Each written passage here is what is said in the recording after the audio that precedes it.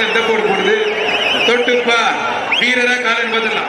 தொட்டா கொத்துமனு தெரிஞ்சு ஓடாத, முடிஞ்ச முடிச்சுப்பார். தமிழகத்தில் முதல் முறையாக ஜல்லிக்கட்டுக்கு என ஒரு பிரம்மாண்ட ஏறு தழுவுதல் அரங்கம் அரசு சார்பில் கட்டப்பட்டுள்ளது. மதுரை மாவட்டம் அலங்காநல்லூர் அருகே கீழக்கரை கிராமத்தில் கலைஞர் நூற்றாண்டு ஏறு தழுவுதல் அரங்கத்தை முதலமைச்சர் மு.க.ஸ்டாலின் ஜனவரி 24ஆம் தேதி தொடங்கி வைத்தார். இந்த ஏறு தழுவுதல் அரங்கம் சுமார் 60 ஏக்கர் பரப்பளவில் 62 கோடியே 78 லட்சம் ரூபாய் மதிப்பீட்டில் 10 மாதங்களில் கட்டி முடிக்கப்பட்டதாக தமிழக அரசு கூறுகிறது.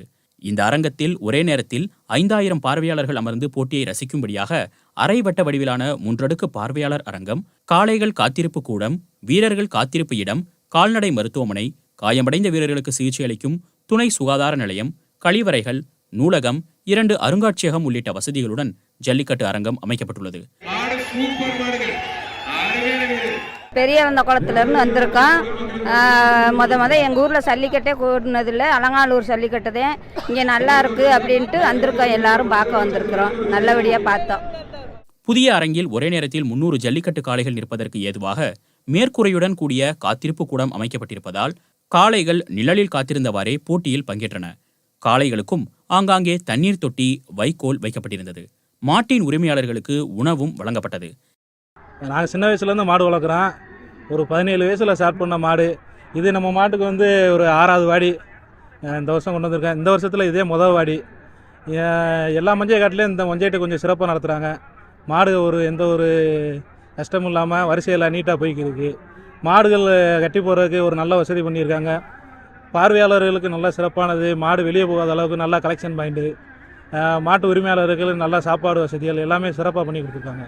இந்த புதிய ஜல்லிக்கட்டு அரங்கில் மாடு பிடிப்பது புதிய அனுபவத்தை கொடுக்கிறது. ஆனால் 50 வீரர்கள் களமிறங்குவதால் சிலர் அடித்து பிடித்து காளையை பிடிக்கச் செல்வதால் மாடுபிடி வீரர்களுக்குள் சண்டை ஏற்படுவதாக கூறுகின்றனர்.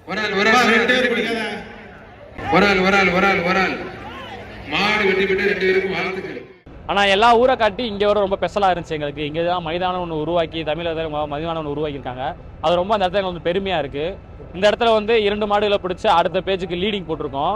அதுவும் இல்லாமல் நிறையா சல்லிக்கட்டில் ஒரு இதுவரையும் நாங்கள் 40-50 மாடுக்கு மேலே பிடிச்சிருக்கோம். ஆனால் எல்லா ஊரை காட்டி இங்கே என்ன எனக்கு ரொம்ப பிடிச்சிருந்துச்சுன்னா, வீரர்களை மதித்தது, அவங்களுக்கு உணவு அளித்தது, இந்த மாதிரி விஷயங்கள் எனக்கு ரொம்ப பிடிச்சிருந்துச்சு.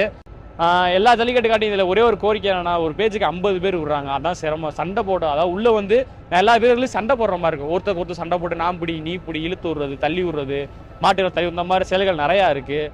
அப்படின்றப்ப இந்த செயலை குறைக்கிறதுக்காக வீரர்களை குறைச்சா கொஞ்சம் நல்லா இருக்கும். இந்த இடத்துல